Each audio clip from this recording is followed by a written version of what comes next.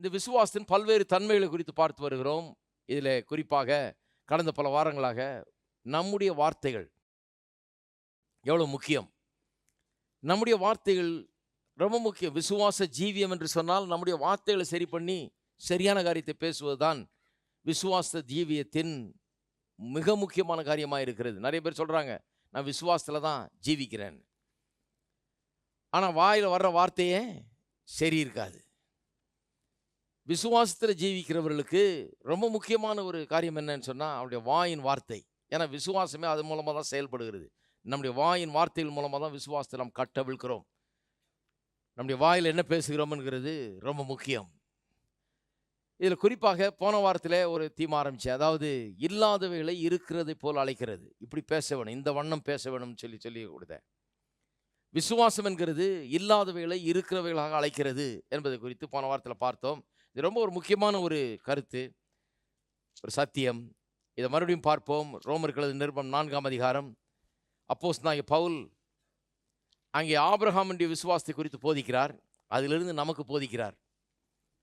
17ஆம் வசனம், அநேக ஜாதிகளுக்கு உன்னை தகப்பனாக ஏற்படுத்தினேன் என்று எழுதியிருக்கிறபடி அவன் தான் விசுவாசித்தவருமாய் மரித்தோரை உயிர்ப்பித்து இல்லாதவைகளை இருக்கிறவைகளை போல் அழைக்கிறவருமாய் இருக்கிற தேவனுக்கு முன்பாக நம்ம எல்லாருக்கும் தகப்பனானான். உன் சந்ததி இவ்வளவாயிருக்கும் என்று சொல்லப்பட்டபடியே தான் அநேக ஜாதிகளுக்கு தகப்பனாவதை நம்புகிறதுக்கு ஏதுவில்லாதிருந்தும் அதை நம்பிக்கையோட விசுவாசித்தான். அவன் விசுவாசத்திலே பலவீனமாக இருக்கவில்லை. அவன் ஏறக்குறைய 100 வயதுள்ளவனாக இருக்கும்போது தன் சரீரம் செத்து போனதையும் சாராளுடைய கற்பம் செத்து போனதையும் எண்ணாதிருந்தான். தேவனுடைய வாக்குத்தத்தத்தை குறித்து அவன் அவிசுவாசமாய் சந்தேகப்படாமல் தேவன் வாக்குத்தத்தம் பண்ணினதை நிறைவேற்ற வல்லவராய் இருக்கிறார் என்று முழு நிச்சயமாய் நம்பி தேவனை மகிமைப்படுத்தி விசுவாசத்தில் வல்லவனானான். ஆகையால் அது அவனுக்கு நீதியாக எண்ணப்பட்டது. அது அவனுக்கு நீதியாக எண்ணப்பட்டது என்பது அவனுக்காக மாத்திரமல்ல, நமக்காகவும் எழுதப்பட்டிருக்கிறது. அது கவனிக்கணும். எல்லாரும் சொல்லுவோம், நமக்காகவும் எழுதப்பட்டிருக்கிறது. இந்த வேத பகுதி ரொம்ப முக்கியமான ஒரு பகுதி. இதை எடுத்து நாம் அறிந்து கொண்டு இதை தியானிக்க வேணும், ரொம்ப அவசியமாக. சில வேத பகுதிகள் இப்படிப்பட்ட பகுதிகள் இருக்குது, நமக்காகவே எழுதப்பட்டிருக்கிறது. இதில் ரொம்ப நாம் கவனிக்க வேண்டிய காரியங்கள் நிறைய இருக்கிறதுனால தான் அதை குறிப்பாக அப்படி சொல்லியிருக்காரு. நமக்காக எழுதப்பட்டிருக்குது. ஆபிரகாம் பவுலின் காலத்துக்கு முன்பாக பல நூற்றாண்டுக்கு முன்னால் வாழ்ந்தவன். அதை எடுத்து சொல்கிறாரு. அவனுக்கு நடந்ததை வச்சு சொல்லிட்டு, அவனுக்கு எப்படி வயதான காலத்தில் சரீரம் செத்து அவனுடைய மனைவி சாராளுடைய கற்பம் செத்து போன நிலையில் இருக்கிற காலத்தில் எப்படி அவர்களுக்கு குழந்தை பிறந்தது விசுவாசத்தின் மூலமானு சொல்லிட்டு, எப்படி அந்த விசுவாசத்தில் அதை பிறக்கும்படியா அவள் செய்தார்கள் என்று சொல்லிட்டு கடைசியில் சொல்கிறாரு, இது அவனுக்காக மட்டும் எழுதலை, நமக்காகவும் எழுதப்பட்டிருக்கிறது. அப்படின்னா என்ன அர்த்தம்? அவனுக்கு நடந்த அற்புதம் வெறும் அவனோட நின்று போயிடல. இன்றைக்கும் விசுவாசத்தின் அற்புதங்கள் உங்களுக்கும் நடக்க முடியும். எத்தனை பேர் அதை நம்புறீங்க? விசுவாசம் உங்களுடைய வாழ்க்கையிலும் அற்புதங்கள் நடப்பிக்கும். அதை கவனிக்கணும். எப்படி நடப்பிக்கும், எப்படி விசுவாசம் செயல்படுகிறது என்பதை நாம் கவனிக்க வேணும். நமக்காக எழுதப்பட்டிருக்கிறது. இதில் என்ன நாம் பார்க்கிறோம், என்ன பார்க்குறோம்னு சொன்னால், ஆபிரகாம் எப்படி தேவன் இயங்குகிறார், விசுவாசத்தை எப்படி செயல்படுத்துகிறார் என்பதை கற்றுக்கொண்டான். நாம் இங்கே 17ஆம் வசனம் அதான் சொல்லுது. என்ன கற்றுக்கொண்டானாம்? தேவன் எப்படிப்பட்டவர்னு கண்டுக்கிட்டான். எப்படிப்பட்டவர்? இல்லாத வேலை இருக்கிற போல அழைக்கிறவர்னு தெரிஞ்சுக்கிட்டான். எப்படி அவனுக்கு தெரியும்? எப்படி தெரியும்னா, இவனுக்கு ஒரு குழந்தையும் இல்லாத நேரத்தில் இவனை என்ன சொல்கிறாரு, உன்னை அநேக ஜாதிகளுக்கு தகப்பனாக ஏற்படுத்தினேன் என்று. தமிழில் ஏற்படுத்தினேன்னு வருது, பாஸ்ட் டென்ஸ் தான், இருந்தாலும் அது இன்னும் ரொம்ப பவர்ஃபுல்லாக வந்திருக்கலாம். ஆங்கிலத்தில் ரொம்ப நல்லா சொல்லப்பட்டிருக்கிறது. I have made the a father of many nations. உன்னை அநேக ஜாதிகளுக்கு தகப்பனாக ஏற்கனவே ஏற்படுத்தி விட்டேன் என்கிற விதத்தில் அது ரொம்ப தெளிவாக வந்திருக்குது. அப்போ கர்த்தர் பிள்ளையே இல்லாத ஒருவனை பார்த்து, அதுவும் வயது சென்றவனாக இருக்கிற ஒருவனை பார்த்து, இனி பிள்ளை பிறக்கிறதுக்கு வாய்ப்பு இல்லை என்று இருக்கக்கூடிய ஒருவனை பார்த்து, அவன் மனைவியும் அப்படிதான், அவர் 2 பேரையும் பார்த்து என்ன சொல்கிறாரு, நான் அநேக ஜாதிகளுக்கு தகப்பனாக்கினேன் என்று சொல்கிறார். அதுலேருந்து அவர் ஏன் அப்படி நம்மளை கூப்பிட்டாருன்னு யோசித்து பார்க்குறான் ஆபிரகாம். ஏன் நம்மளை பார்த்து நான் அநேக ஜாதிகளுக்கு தகப்பனாக்கினேன் அப்படின்னு சொல்கிறார். அதாவது பிள்ளை பிறந்தா பார்க்கலாம், நீ தகப்பனாவாய், பார்த்து சொல்கிறேன், நடக்குதான்னு பார்ப்போம், ஒருவேளை நடக்கலான்னு சொல்லலை, உன்னை தகப்பனாக ஏற்படுத்திட்டேன்றார். நடந்து முடிஞ்சது போல் சொல்லிகிட்டு இருக்கிறார். அப்போ ஒன்றை கற்றுக்கொண்டான் ஆபிரகாம். அதுதான் 17ஆம் வசனத்தில் சொல்லப்பட்டிருக்கிறது. அது வசனம் கொஞ்சம் புரிஞ்சுக்கிறதுக்கு ரொம்ப காம்ப்ளெக்ஸ் சென்டென்ஸில் இருக்கலாம், அது ஒரு மாதிரி சிக்கலான விதத்தில் சொல்லியிருக்கலாம். ஆனால் சுலபமாக புரிந்து கொள்ளலாம். அது என்னவா, ஆபிரகாம் தேவனை பற்றி ஒரு காரியத்தை அறிந்து கொண்டான். அவர் எப்படிப்பட்டவர்? அவர் விசுவாச தேவன். விசுவாச தேவன்னா என்ன? அது நான் சொன்னேன் இல்லையா, போன வாரம் சொல்லி கொடுத்தேன். விசுவாசன்ற வார்த்தையை எடுத்துட்டு இல்லாதவளை இருக்கிறது போல அழைக்கிறது அப்படின்னு போட்டாலே விசுவாசம் என்னன்னு வழங்கிடுவாங்க. விசுவாசம் வர்ற இடத்துல வேதத்தில் முக்கால்வாசி இடத்துல இல்லாதவளை இருக்கிறது போல் அழைப்பது என்பதை போட்டிங்கன்னா, சப்ஸ்டிடியூட் பண்ணிங்கன்னா, இதை எடுத்துகிட்டு அதை போட்டிங்கனாலே விசுவாசம்னா என்னன்னு விளங்கிடும். அப்போ அவர் விசுவாச தேவன். விசுவாச தேவன்னா என்ன? இல்லாதவளை இருக்கிறவளை போல அழைக்கிற தேவன் என்பதை அவன் புரிந்து கொண்டான். புரிந்து கொண்டது மட்டும் இல்லை, புரிந்து கொண்ட மாத்திரத்திலே இவனும் ஒரு தீர்மானத்தை எடுத்துட்டான். அவர் அப்படின்னா நானும் அப்படியே விசுவாசத்தில் இருக்க போகிறேன். முதல்ல இதெல்லாம் பார்த்து நகைத்த ஆள் தான், இதெல்லாம் பார்த்து முடியாதுன்னு நினச்ச ஆள் தான், முடியாதுன்னு நினச்சி வேற முயற்சியெல்லாம் இறங்கின ஆள். ஆனால் இப்போ விசுவாசத்தை கற்றுக்கொள்கிறாரு. இப்போ என்ன சொல்கிறாரு? சரி, நானும் அது மாதிரியே செய்து பார்க்குறேன். அவர் எப்படியோ அப்படியே நானும் மாறிடுறேன். ஏன்னா அவர் இப்படின்னா அப்போ நானும் அப்படியே ஆயிடுறேன். அவர் என்ன அநேக ஜாதிகளுக்கு தகப்பனாக ஏற்படுத்துறேன்னு சொல்லிட்டார். ஆகவே நானும் என்னை அநேக ஜாதிகளுக்கு தகப்பனாக எண்ணிக்கொள்ள போகிறேன், நானும் என்னை அநேக ஜாதிகளுக்கு தகப்பனாக சொல்லிக்கொள்ள போகிறேன்னு தீர்மானம் எடுத்துட்டான். அதை கர்த்தரே அவனுக்கு சுலபமாக்கிட்டார். எப்படி சுலபமாக்கினார்னா, அவன் பேரையை மாற்றி விட்டார். ஆபிராம் என்கிற இருந்ததை ஆபிரகாம் என்று மாற்றினார். இந்த சின்ன மாற்றம், ஆனால் பெரிய வித்தியாசம். என்ன பெரிய வித்தியாசம்? ஆபிரகாம் நான் அநேக ஜாதிகளுக்கு தகப்பன் அர்த்தம். சாரா என்றதை சாராள்னு மாற்றினார். சின்ன மாற்றம், ஆனால் பெரிய வித்தியாசம். என்ன பெரிய வித்தியாசம்? அநேக ஜாதிகளுக்கு தாய் தான். இதை மாற்றி விட்டுட்டு கர்த்தர் பாருங்க, விசுவாசத்தை அவன் பயிற்சி வைக்கும்படியாக அவனுக்கு உதவி செய்கிறாரு, அவனுக்கு ஹெல்ப் பண்ணுறாரு. ஏன்னு சொன்னால், சூழ்நிலையே பார்த்துக்கிட்டு இருக்க வேண்டியதாக இருக்கும், இல்லைனா வயசையே பார்த்துட்டு இருக்க வேண்டியதாக இருக்கும். தோலெல்லாம் சுருங்கி கூண் விழுந்து கிழவனாகிறதே பார்த்துட்டு இருக்க வேண்டியதாக இருக்கும், கிழவி ஆகிறதே பார்த்துட்டு இருக்க வேண்டியது. ஒருத்தர் முகத்தையே பார்த்துட்டு இருக்கணும், ஒருத்தர் சரீரத்தையே பார்த்துட்டு இருக்கணும், அல்லது கண்ணாடியில் தங்களையே பார்த்துட்டு இருக்கணும். இவ்வளோ தான் இருக்குது பார்க்கறதுக்கு. அதனால கர்த்தர் பார்க்கறதுக்கு புதுசாக ஒன்று தர்றாரு. என்ன தர்றாரு? நீ அநேக ஜாதிகளுக்கு தகப்பன்ங்கிறத பார். வார்த்தை ஒரு படத்தை உண்டாக்குது. தகப்பனா பார்க்குறான் தானே, தகப்பன்னு சொல்கிறான், சொல்லும்போது தகப்பனா பார்க்குறான் தானே. அவள் தாயின்னு சொல்கிறா, சொல்லும்போது தாயாக தன்னை பார்க்கிறாள். இப்படி மாற்றி விடுறாரு கடவுள். பாருங்க எப்படி ஹெல்ப் பண்ணுறாரு பாருங்க. விசுவாசத்தில் அவர்கள் இயங்கும்படியாக அவர்களுக்கு உதவி செய்கிறார். அவங்க சுற்றி இருந்த ஆளுகளுக்கெல்லாம் எப்படி இருக்கும் பாருங்க. அவங்ககிட்ட நூற்றுக்கணக்கான பேர் வேலை செய்தார்கள்னு பார்க்குறோம். ஆதியாகமம் 14ஆம் அதிகாரத்தில் வாசித்து பார்த்தீங்கன்னா, 5 ராஜாக்களை எதிர்த்து சண்டை போட போகிறான். 318 பேரை கூப்பிட்டு போகிறான் வீட்டிலேருந்து, வேலைக்காரங்களாம். இதில் யுத்தத்துக்கு போகக்கூடிய 318 பேரை செலக்ட் பண்ணி கூப்பிட்டு போகிறான். அப்போ எவ்வளோ பேர் இருந்திருப்பாங்கன்னு நினைக்கிறீங்க வேலைக்காரங்க? யாராவது 318 வேலைக்காரர் வச்சுருக்கீங்களா? 318 பேர். இவன் ஆடு மாடு மேய்க்கிறது பெரிய சீமான் பாருங்க. இவன் பெரிய ஆடு மாடுகளை மேய்க்கிறது, தோட்டத்தை பார்க்கறது, வீட்டு வேலை செய்கிறது, அதை பண்ணுறது, இதை பண்ணுறது, ஏராளம் ஒரு பெரிய பட்டாளத்தையே வச்சுட்டு இருக்கிறான். எவ்வளோ பேர் இருந்தாலும் சொல்ல முடியாது. நூற்றுக்கணக்கான பேர் அவன் வீட்டில் சாப்பிட்டுக்கிட்டு இருக்கிறாங்க. இன்னும் கேட்டால் அந்த காலத்தில் யோசித்து பாருங்கள், எப்போ இதுன்னு, ஆயிரக்கணக்கான வருஷத்துக்கு முன்னால், அந்த காலத்தில் அந்த ஊரே இவனுக்கு தான் வேலை செஞ்சுட்டு இருக்கும் போல இருக்குது. அதனால் ஆளாளுக்கு ஆபிரகாம் சார் அப்படின் போது இவன் காதில் என்ன விளங்குது? அநேக ஜாதிகளுக்கு தகப்பன் சார் அப்படின்னு தான் விளங்கும். இந்த ஆடை என்ன பண்ணுறது சார்? என்ன விலைக்கு விற்கலாம்? இந்த மாட்டை என்ன கறக்கலாமா வேணாமா? ஒன்று கேள்வி கேட்கும்போது, ஒன்று பிரச்சனையும் கொண்டு வரும்போது, இவன்கிட்ட பேசும்போது, இவன் உத்தரவை கேட்கும்போது, அவர்களெல்லாம் இவன் ஆபிரகாம்னு அழைக்கும் போதெல்லாம் இவன் காதில் வேணும்னே படும்படியாக செய்கிறார் ஆண்டவர். அநேக ஜாதிகளுக்கு தகப்பனே தகப்பனே தகப்பனேன்னு.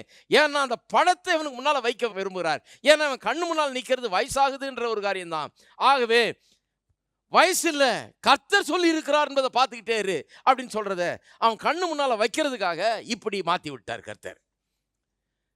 கூட இருந்த ஆளுகளுக்கெல்லாம் அந்த நூற்றுக்கணக்கான பேருக்கு அநேகமாக சிரிப்பாக இருந்திருக்கலாம். ஆனால் யாரும் சிரிக்க தைரியம் கிடையாது. ஏன்னா அவன்கிட்ட வேலை செய்கிறாங்க, ஊரே அவன்கிட்ட தான் வேலை செய்யுது. சொல்கிறாரு, ஊரெல்லாம் என்னை பார்த்து சிரிக்கிறாங்கன்னு. அப்போ ஆபிரகாம் மாதிரி மாறுங்க, அப்புறம் எல்லாம் உங்கள் கூட செஞ்சு சிரிப்பாங்களோ, உங்களை பார்த்து சிரிக்க மாட்டாங்க. ஏன்னா நீங்கள் தான் பாஸ் அந்த ஊர்லேயே. அதுக்கு தான் ஆபிரகாமின் ஆசீர்வாதத்தை பற்றி பேசுகிறேன். ஒரு மாதிரி இருக்குது பிரதர், எல்லாரும் சிரிக்கிறாங்க என்னை பார்த்து. ஏன் சிரிக்கிறாங்க பாருங்கள். யாரும் ஆபிரகாமை பார்த்து சிரிக்க முடியாது. ஏன்னா எல்லாரும் வீட்டு வேலைக்காரன், எல்லாம் அந்த ஊரே இவங்ககிட்ட வேலை செய்யணும், இவன்கிட்ட தான் கூலி வாங்கணும், அந்த மாதிரி இருக்குது. அதனால் மரியாதையாக பேரை மாற்றினோடனே எல்லாம் மரியாதையாக இப்போ இருக்கிற பேரை சொல்லி கூப்பிட்றான். ஆபிரகாம் ஆபிரகாம்னு பேரு பார்க்கறதுக்கு ஒரு கிண்டலாக இருந்தால் கூட, கிழவனை போய் அநேக ஜாதிகளுக்கு தகப்பன்னு சொல்கிற பேராக இருந்தால் கூட பரவாயில்லன்னு சொல்லி சிரிக்க எல்லாமே ஒழுங்காக கூப்பிடுறாங்க அவரை. ஆபிரகாம் என்று சொல்லி கூப்பிடுகிறார்கள். இதில் என்னன்னா பார்த்தீங்கன்னா, ஏன் அப்படி பண்ணார் கர்த்தர்? ஏன்னு சொன்னால் அதில் சில காரியங்கள் அடங்கி இருக்கு பாருங்க. சும்மா இல்லை, பேர் மாற்ற வந்து சும்மா கிடையாது. விசுவாசம் கேள்வினால் வரும், கேள்வி தேவனுடைய வார்த்தையினால் வரும். அப்போ கடவுள் சொல்லிட்டார், நான் அவனை அநேக ஜாதிகளுக்கு தகப்பனா ஏற்படுத்தினேன்னு. அதை பற்றிய விசுவாசம் இவனுக்கு வரணும்னா இவன் கேட்க வேண்டும். எதை கேட்கணும்? அநேக ஜாதிகளுக்கு தகப்பன் தகப்பன் தகப்பன்றது கேட்டுக்கிட்டே இருக்கணும். எப்படி கேட்கறது? அதுக்காக தான் பேர் பார்த்தோம், அதுக்காகவே தான் பேரை மாற்றி விட்டார்.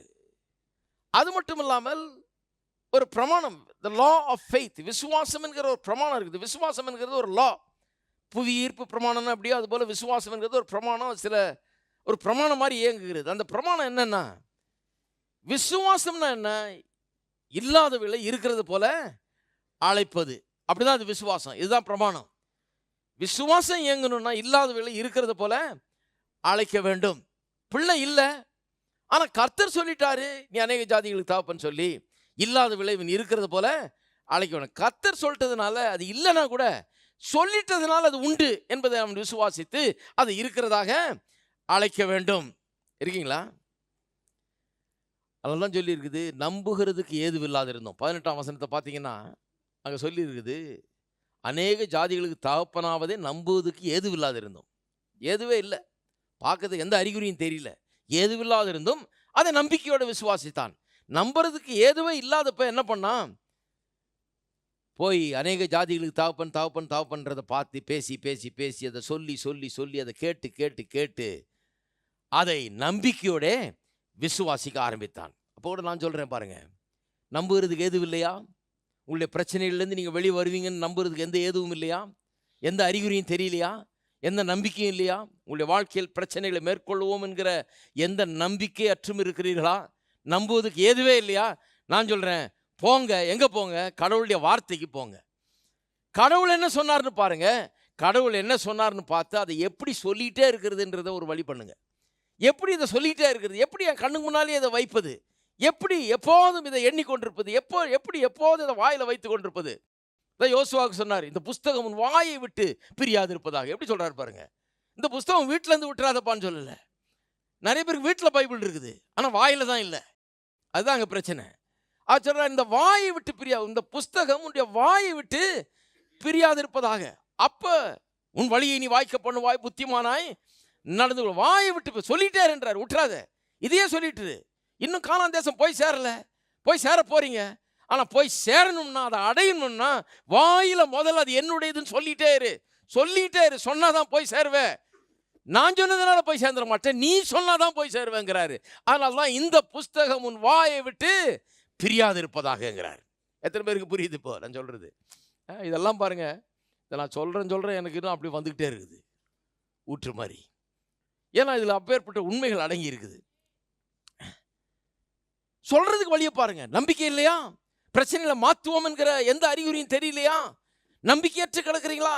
என் குடும்ப சூழ்நிலை மாறணும்னு நம்பிக்கையே இல்லைங்க, போச்சுங்க, என் பிஸ்னஸ் போச்சு, எல்லாம் போச்சு, குட்டிச்சவராச்சு, இனிமேல் எங்கே தேடுறது? ஒன்று தேடுற மாதிரி ஒன்றுமே ஒரு இதே காணுமே, ஒரு அறிகுறியே காணுமே அப்படிங்கிறீங்களா? நான் சொல்லுகிறேன், அறிகுறியை தேடிட்டு இருக்காதீங்க. சிலர் பேர் அறிகுறியை தேடிட்டு இருக்கிறாங்க. ஏதாவது தெரியுதா பார்க்கலாம், ஏதாவது அறிகுறி, ஏதாவது ஒரு நம்புவதுக்கு ஏதுவாதா தெரியுதான், அதை பார்க்காதீங்க. எங்கே போங்க? நேர கடவுளுடைய வாக்கு தத்துவத்துக்கு போங்க. கர்த்தர் என்ன சொல்லி இருக்கிறார்ன்றதை பிடிங்க. அதை பிடிச்சி நம்புவதற்கு ஏதுவில்லாதிருந்தும் நம்பிக்கையோடு விசுவாசிக்கத்தக்கதாக அதை பிடிச்சு கொள்ளுங்கள். அதையே பார்த்து கொண்டிருங்கள், அதையே சொல்லி கொண்டிருங்கள்.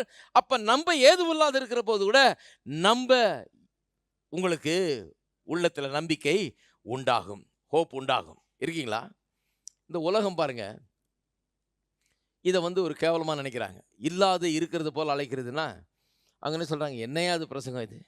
உள்ளதை உள்ளதுன்னு தான் அழைக்கணும், இல்லாத இருக்கிறது போல். அவங்க விலங்குல பாருங்கள். அவங்க என்ன நினைக்கிறாங்க? இல்லாததுன்னு சொன்னால் இல்லாததை நம்ம இருக்குதுன்னு சொல்கிறோம் அப்படின்னு நினைச்சு. கிடையாது. இல்லாததுன்னு சொன்னால் இன்னைக்கு கையில் பார்க்கக்கூடிய அளவுக்கு நம்ம கையில் இல்லை, ஆனால் எனக்காக அது சம்பாதித்து வைக்கப்பட்டிருக்கிறது, கர்த்தர் அது என்னுடையதுன்னு சொல்லிட்டார். அதுதாங்க. அப்போ அது இருக்கிறது. இருக்கிறது ஆனா என் கையில இல்ல, இருக்கிறது என் பாக்கெட்ல இல்ல, இருக்கிறது என் பேங்க்ல இல்ல, இருக்கிறது ஆனா இன்னைக்கு என் வாழ்க்கையில இல்ல. இருக்குது, அது கடவுள் என்னதுன்னு சொல்லிட்டாரு.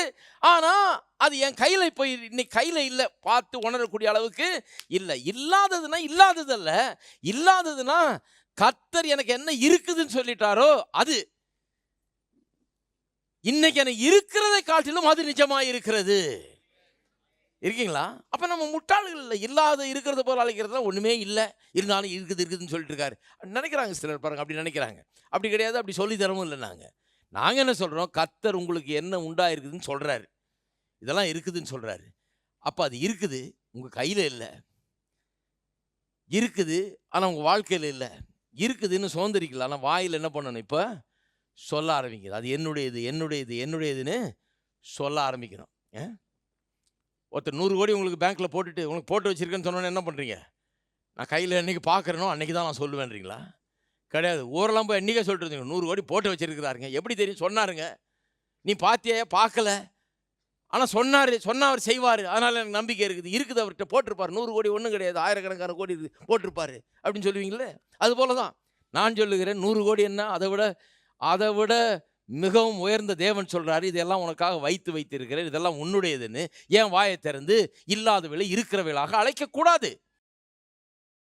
இல்லாதவளை இருக்கிறவளை அழைக்கும் போது என்ன ஆகிறது? இன்னைக்கு இல்லாதது நமக்கு அங்கே சேர்த்து வைக்கப்பட்டிருக்கிறது, கொடுத்து வைக்கப்பட்டிருக்கிறது. அதை நாம இங்கே வான்னு சொல்லி அழைக்கிறோம், அவ்வளோதான். ஆனால் அந்த உலகம் பாருங்க, ஒரு பைத்தியக்காரத்தனம், ஒரு நெகட்டிவ் ஸ்ட்ரீமில் போயிட்டு இருக்கிறாங்க. அவங்க உள்ளதுன்னு சொல்ல போகிறேன் நான். ஒரு ஓடை, ஒரு ஸ்ட்ரீம் மேலேருந்து கீழே வருதுன்னு வைங்க, மலையிலேருந்து கீழே வருது. ஒரு மீன் இப்போ கீழ் நோக்கி போகணுன்னா, இந்த ஓடையில் கீழ் நோக்கி போகணுன்னா செத்த மீனாக இருந்தாலே போதும். ஹலோ, அதுக்கு பெரிய உயிர் தேவையில்லை. செத்து கிடக்கிற மீன் கூட அடிச்சுக்கிட்டு வந்துடும் தண்ணியில். ஏன்னா தண்ணி கீழே நோக்கி தானே வந்துட்டு இருக்குது. ஆனால் மேலே போகணுன்னா உயிர் வேணும். எத்தனை பேர் இங்கே உயிர் உள்ள மீனாக இருக்கிறீங்க? மேலே போகணுன்னா உயிர் இருக்கணும், எதிர் நீச்சல் போடணும். மேலே போகணுன்னா ஜீவன் உள்ளவர்கள் தான் அதை பண்ண முடியும். பாருங்க, அப்போ அந்த நெகட்டிவ் ஸ்ட்ரீமில் நீங்கள் போயிடாதீங்க, செத்த மீன் மாதிரி ஆகிடாதீங்க. எல்லாரும் என்னங்க உள்ளதுன்னு சொல்கிற, அது உள்ளதுன்னு சொல்கிறதுக்கு செத்த மீன் போதும், ஒரு சாதாரண மனுஷன் போதும். அது கோயிலுக்கு போக வேண்டியதில்லை, பைபிள் வாசிக்க வேண்டியதில்லை, இதுக்கு ஒரு பிரசங்கம் தேவையில்லை, இதுக்கு ஒரு ஞானஸ்தானம் தேவையில்லை, இதுக்கு ஒரு சபை தேவையில்லை, இதுக்கு ஒரு எதுவுமே தேவையில்லைங்க. சாதாரண ஒரு ஆள் கூட அதான் சொல்லிட்டு இருக்கிறான், இருக்கிறதா தான் சொல்லிட்டு இருக்கிறான். ஒன்றும் முடியலைங்க, அதான் சொல்லுவான். நான் 10 வருஷம் பொறுத்து பாருங்க, அதே தான் சொல்லிட்டு இருப்பான். காசே பத்தலைங்க, இன்னும் 10 வருஷம் பொறுத்தெல்லாம் அதே தான் சொல்லிட்டு இருப்பான். அவனுக்கு ஒன்றும் பெரிய ஞானம் ஒன்றும் கிடையாது, அவன் பெரிய உத்தமன் அவன்.